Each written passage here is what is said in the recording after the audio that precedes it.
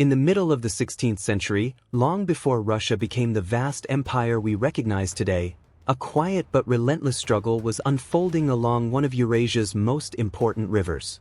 The tension between the rising Grand Duchy of Moscow and the powerful Kazan Khanate had been building for generations. It was not a single war, nor a clear line between peace and conflict. Instead, it was something far more complicated, a fragile balance where violence, trade, diplomacy, and fear existed side by side. For decades, the frontier between these two worlds was constantly shifting. Raids struck without warning. Villages were burned, captives were taken, and thousands of people were dragged away to be sold in slave markets. Yet despite the brutality, neither side could deliver the final blow. Moscow launched campaign after campaign toward Kazan, only to see its armies slowed by distance, weather, and supply problems. Kazan, for its part, remained confident behind its defenses and its deep connections to the traditions of the steppe. At the center of this rivalry was the mighty Volga River. More than just a river, it functioned as a commercial highway stretching thousands of miles, linking the forests of northern Europe to the trading networks of Central Asia and Persia. Whoever controlled the Volga controlled trade, influence, and wealth across an enormous region. For over a century, this uneasy system seemed almost permanent. Moscow would attack, Kazan would endure, and eventually the invading armies would withdraw. The pattern repeated so often that many believed it was simply the natural order of things. But by the early 1550s, something had quietly begun to change, and neither side fully understood how dramatically the rules of war were about to be rewritten. To understand why the coming conflict mattered so much, it helps to step back and look at the transformation taking place inside the lands of Grand Duchy of Moscow during the early 16th century. What we now think of as Russia did not yet exist in its later imperial form. Instead, Moscow was still emerging from a long medieval past shaped by rival princes, powerful noble families, and fragmented territories. For generations, the ruler in Moscow had been less like the head of a modern state and more like the first among many competing lords. Authority depended on loyalty, land, and constant negotiation with the aristocracy. But by the mid-1500s, that system was beginning to change. Moscow was slowly transforming from a loose federation of feudal lands into a centralized state with stronger political control. This shift was not simply administrative, it was existential. A ruler trying to unify scattered territories needed legitimacy, stability, and above all, victories that proved his authority. Land was the currency of power, and loyal nobles expected to be rewarded for their service with estates and influence. The problem, of course, was that land was limited. Expansion was not just ambition, it was a political necessity. At the same time, powerful religious ideas were shaping the worldview of Moscow's leadership. When Constantinople, the historic center of Eastern Orthodox Christianity, fell to the Ottoman Empire in 1453, it sent shockwaves through the Christian world. For many in the Orthodox tradition, the fall of that ancient city raised a troubling question. Where would the spiritual center of their faith now reside? Over time, a powerful idea took hold in Moscow, that it had inherited the role of protector of Orthodox Christianity. The concept became known as the Third Rome. In this vision of history, Rome had been the first great Christian center, Constantinople the second, and now Moscow was destined to carry that legacy forward. Whether this belief was theological conviction or political strategy, or both, it had real consequences. It gave the ruler of Moscow not only a political mission but a spiritual one. Defending and expanding Orthodox lands could be framed as more than territorial conquest. It could be portrayed as fulfilling a divine responsibility. In a society where religion and governance were deeply intertwined, that narrative carried enormous weight. This ideological framework made the existence of the Kazan Khanate particularly significant. Kazan was not merely a neighboring state. It was a Muslim power occupying territory along the middle reaches of the Volga River, a region that had once been tied to earlier Russian principalities. Beyond religion, the Volga itself was one of the most strategically valuable waterways in Eurasia. Stretching thousands of miles from the forests of northern Europe down toward the Caspian Sea, It functioned like a vast commercial corridor. Merchants moved furs, grain, textiles, metalwork, and luxury goods along its routes, linking distant markets that spanned continents. Control of that river meant influence over trade networks that reached deep into Central Asia and the Middle East. For Moscow, securing access to the Volga was about far more than prestige. It meant economic opportunity, political leverage, and protection from the raids that had long plagued the frontier. As long as Kazan controlled key sections of the river, Moscow's ambitions remained constrained. By the early 1550s, the conflict between Moscow and Kazan was therefore no longer just another border rivalry. It had become a collision of political transformation, economic strategy, and religious identity. For Moscow's rulers, victory would prove that their young state had truly emerged as a new power in Eastern Europe. Failure, on the other hand, would reinforce the old perception that the steppe khanates still held the upper hand in the region. For more than a century, rulers in Grand Duchy of Moscow tried again and again to conquer Kazan, and yet every campaign seemed to end the same way. Armies would march east with confidence, siege lines would be drawn, cannons would thunder against the walls. And then, slowly but inevitably, the entire effort would collapse. To modern readers, it may seem surprising that such a powerful state struggled for so long against a single fortress city. But once you understand the advantages Kazan possessed, the repeated failures begin to make sense. The first and most obvious factor was the city's unusual defensive architecture. Kazan's walls were not built entirely from stone like many European fortresses. Instead, they relied heavily on thick timber frameworks packed tightly with layers of earth. At first glance, this might sound primitive, almost improvised. In reality, it was remarkably effective against the weapons of the early gunpowder age. When cannonballs struck rigid stone walls, the impact could shatter large sections of masonry, sending debris flying and opening dangerous breaches.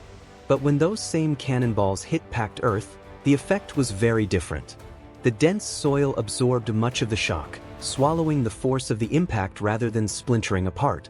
Russian artillery could pound the defenses for hours and still struggle to create a decisive break. The geography surrounding the city made the problem even worse. Kazan stood on elevated ground near the Volga River, surrounded by rivers, marshes, and unstable terrain. For an attacking army in the 16th century, that landscape created enormous logistical headaches. Heavy cannons had to be dragged across muddy ground by teams of horses and laborers. Supply wagons sank into soft roads. Campsites became wet, unhealthy environments where disease could spread quickly. Every mile closer to the city required time, manpower, and patience. Weather also played a crucial role. Campaign seasons were limited, and autumn rains in this region could transform entire roads into thick fields of mud. Once that happened, artillery became nearly impossible to maneuver. Gunpowder stores could become damp and unreliable. Soldiers grew exhausted and demoralized as conditions deteriorated. Many Russian campaigns simply ran out of time before they could break Kazan's defenses. But perhaps the most dangerous advantage Kazan possessed came from beyond the walls. The surrounding steppe provided a perfect environment for highly mobile cavalry forces. These riders, many of them connected to wider steppe alliances, could move rapidly across open terrain and strike where the enemy was most vulnerable. Instead of attacking the main army directly, they targeted its supply lines. Wagons carrying food, ammunition, and equipment were ideal targets. A single successful raid could leave an invading force struggling to feed its troops or maintain its siege operations. Finally, there was the simple issue of distance. The journey from Moscow to Kazan covered roughly 400 miles. In the modern world, that might be a day's drive. In the 16th century, it represented weeks of travel through potentially hostile territory. Every mile stretched the supply chain thinner. Armies depended heavily on local resources and short campaign windows, and the further they moved from their base of power, the more fragile their entire operation became. When all these factors came together, resilient fortifications, unforgiving geography, relentless cavalry harassment, and the sheer distance involved, it created a defensive system that had proven almost impossible to break. For over 100 years, Kazan's leaders watched the same cycle unfold. Russian armies arrived with determination, struggled against the environment and the walls, and eventually withdrew as the seasons changed. From their perspective, it must have seemed like a law of nature. Invaders would come, time would pass, and sooner or later the frontier would return to its familiar balance. By the early 1550s, something important began to change inside the state ruled by Ivan IV. For generations, Moscow had relied on courage, cavalry, and the traditional feudal system of mobilizing nobles and their retainers for short seasonal campaigns. But after repeated failures against Kazan, it became painfully clear that bravery alone would not solve the problem. Geography, logistics, and engineering were defeating Russian armies long before the defenders ever ran out of strength. Ivan IV began to realize that if Moscow wanted to break the cycle of failed invasions, it needed to rethink the entire system of warfare. This shift marked the rise of a new kind of military thinking, one that placed engineers, planners, and logistical specialists alongside traditional warriors. Instead of relying entirely on noble commanders whose authority came from birth and status, the government increasingly trusted men with technical expertise. Siege warfare required careful planning, artillery placement, trench construction, supply management, and the ability to adapt to terrain. In many ways, this was the moment when Moscow began transitioning from a medieval war machine into something closer to an early modern military system. One of the most remarkable examples of this new thinking appeared in 1551 with an ambitious engineering project. Rather than marching hundreds of miles every summer only to retreat when autumn arrived, Russian planners decided to shorten the distance between their base and Kazan itself. The solution was the construction of a forward fortress near the enemy's territory. Under the supervision of the military engineer Ivan Vyrodkov, workers built an entire wooden fortress in the town of Uglich, far upstream along the Volga River. Once the structure was complete, something extraordinary happened. The entire complex, walls, towers, and buildings, was carefully dismantled. Every beam was marked, catalogued, and prepared for transport. The pieces were then loaded onto river rafts and floated downstream. When they reached the chosen site near the mouth of the Sviaga River, just about 20 miles from Kazan, the fortress was rebuilt with astonishing speed. Within only a few weeks, the new stronghold of Sviazhsk stood ready. This was far more than a symbolic outpost. It functioned as a permanent logistical hub stocked with food supplies, gunpowder stores, artillery, and housing for troops. For the first time, Russian forces had a stable base of operations right inside Kazan's sphere of influence. The old advantage of distance, the factor that had defeated so many previous campaigns, had suddenly been reduced dramatically. At the same time, Moscow was strengthening a different kind of weapon: disciplined infantry armed with firearms. Known as the Streltsy, these soldiers represented a new professional corps within the army. Unlike traditional feudal levies who served temporarily, the Streltsy were trained units equipped with early muskets and organized into structured formations. Firearms at this stage of history were not yet perfect replacements for cavalry, but they introduced a powerful new dynamic to the battlefield. When supported by artillery and defensive fortifications, disciplined infantry could challenge the once dominant tactics of steppe horse archers. Together, these developments formed the real weapon that Kazan had never faced before. It was not a single cannon or fortress, but an integrated system: engineering, logistics, firearms, and centralized authority working in coordination. Moscow had learned from decades of frustration, and by the early 1550s it was finally applying those lessons in a way that would fundamentally reshape the balance of power along the Volga frontier. In the summer of 1552, the long rivalry between Grand Duchy of Moscow and Kazan finally reached its decisive moment. This time the campaign would not follow the familiar pattern of earlier failures. When Ivan IV set out from Moscow, he brought with him one of the largest armies the state had ever assembled. Contemporary chronicles described a force numbering around 150,000 men. Even if those numbers were somewhat exaggerated, there is no doubt that the army was enormous by 16th century standards. Cavalry units, disciplined infantry, artillery crews, engineers, and long columns of supply wagons stretched across the landscape as the army advanced eastward. By late August, Russian forces reached the walls of Kazan and began preparing for a long siege rather than a quick assault. Trenches were dug methodically, artillery was positioned with careful planning, and supply lines were anchored through the newly established forward base at Sviazk. The defenders inside Kazan still believed the familiar cycle would repeat itself.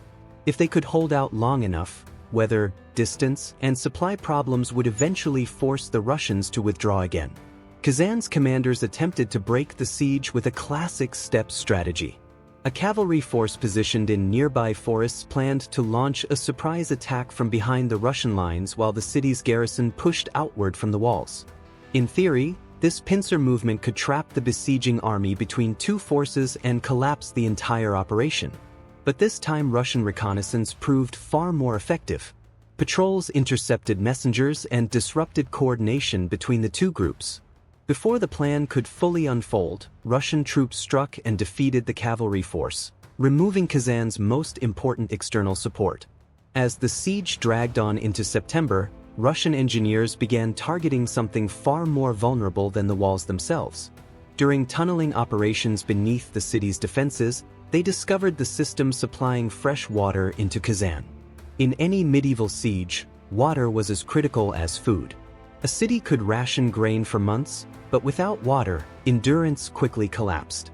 Once the underground supply line was destroyed, life inside Kazan changed almost overnight. Wells ran dry, rationing intensified, and morale began to erode as thirst spread through the crowded city. At the same time, Russian engineers introduced one of the most dramatic innovations of the entire campaign. They constructed a towering wooden artillery platform roughly 12 meters high, nearly 40 feet. This elevated battery carried multiple heavy cannons and dozens of lighter firearms. Until that moment, Kazan's thick earth-filled walls had protected much of the city's interior from direct bombardment. Russian artillery fired from ground level could strike the walls, but it could not easily reach targets behind them. The towering battery changed that equation completely. From its elevated position, Russian gunners could now fire directly into the streets and defensive positions inside the city. Areas that had once felt safe suddenly became exposed to constant bombardment. By early October, the defenders were facing relentless pressure from every direction: thirst, artillery fire, and the steady work of Russian sappers digging beneath the fortifications. On October 2nd, massive explosive charges were detonated under sections of the wall. The blasts ripped open wide breaches, sending earth and timber collapsing inward. Almost immediately, Russian infantry surged forward through the gaps. What followed was brutal close-quarters combat. Soldiers fought street by street, house by house, in a desperate struggle for control of the city. Despite fierce resistance, Kazan could no longer recover from the combined pressure of destroyed water supplies, elevated artillery fire, and breached defenses. By the end of the day, organized resistance collapsed. A fortress that had resisted Russian armies for more than a century had finally fallen, and with it the strategic balance of the entire region began to change. The fall of Kazan in 1552 was far more than the capture of a single city. It marked a turning point that reshaped the political and economic landscape of Eastern Europe and Central Asia. For more than a century, the balance of power along the frontier had remained relatively stable. Steppe Khanates carried the legacy of the old Mongol world, while Grand Duchy of Moscow slowly expanded from a regional principality into a growing state. When Kazan finally collapsed, that balance disappeared almost overnight. One of the most immediate consequences was control of the Volga River, one of the most important trade arteries in Eurasia. Stretching for more than 2,000 miles, the Volga functioned as a commercial highway linking northern forests with markets far to the south. Traders carried furs, grain, timber, metalwork, textiles, and luxury goods along this route, connecting economic networks that extended toward Persia and beyond. With Kazan no longer blocking the middle section of the river, Moscow suddenly found itself in a position to monitor, protect, and tax much of that trade. In practical terms, this meant a dramatic expansion of both wealth and strategic influence. The shift became even more significant only a few years later. In 1556, Russian forces moved south and captured Astrakhan, a major stronghold near the mouth of the Volga where the river meets the Caspian Sea. With Astrakhan under its control, Moscow now dominated the entire Volga corridor from its upper reaches all the way to the sea. What had once been a vulnerable frontier suddenly became a powerful gateway to international trade. Access to the Caspian opened routes toward Persia, Central Asia, and the wider commercial networks of the Middle East. But the consequences of Kazan's fall were not only economic or geographic. The victory fundamentally changed the nature of the Russian state itself. Until that point, Moscow had largely ruled over lands populated by Eastern Slavic peoples who shared similar religious and cultural traditions. After absorbing Kazan, however, the situation became far more complex. The region included large populations of Tatars and other groups with different languages, customs, and religious identities, many of them Muslim. For the first time, the rulers in Moscow had to manage a diverse population within their borders. This transformation marked the early stages of something new, a multi-ethnic empire. Governing such a territory required new administrative approaches, new policies toward religion, and new methods of maintaining political stability. Expansion brought tremendous power, but it also introduced challenges that would shape Russian governance for centuries. There was also a deeper military lesson embedded in the outcome of the campaign. For generations, the political prestige and battlefield dominance of steppe powers had rested on the speed and mobility of mounted archers, a system that traced its roots back to the age of Genghis Khan. Those tactics had once allowed nomadic armies to overwhelm settled societies across vast distances. Yet the siege of Kazan demonstrated that the balance of warfare was changing. Artillery, gunpowder weapons, disciplined infantry formations, and sophisticated engineering could neutralize many of the advantages that steppe cavalry once enjoyed. In that sense, the fall of Kazan symbolized the end of an older military era and the arrival of a new one. Moscow's success was not based on a single weapon or battlefield trick. It came from the integration of logistics, engineering, artillery, and centralized authority into a coordinated system of war. That system would soon propel Russian expansion far beyond the Volga frontier, eventually stretching across Siberia and all the way to the Pacific Ocean. History often feels predictable when you are living inside it. For the people of Kazan in 1552, the pattern of the past must have seemed almost unbreakable. For more than a century, armies from Grand Duchy of Moscow had marched toward their city, set up sieges, struggled against distance, mud, and supply problems, and eventually gone home. The walls had held. The system had worked. Experience had taught them that time itself was their strongest ally. So here is the uncomfortable question history leaves us with. If you had been standing behind those walls in 1552, surrounded by the same defenses that had protected your city for generations, would you really have believed this invasion was different? Or would you have trusted the pattern that had always saved you before? In many ways, Kazan's greatest weakness was not its walls or its soldiers. It was the assumption that the rules of the game would never change. While Kazan relied on strategies that had worked for decades, Moscow quietly transformed how it fought wars. Engineering, logistics, artillery, and disciplined firearm infantry created a system that could adapt faster than its opponent. By the time that difference became visible, it was already too late.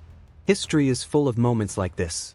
Entire powers rise or fall not because they are weaker or stronger in a single battle, but because one side recognizes that the world is changing and the other does not.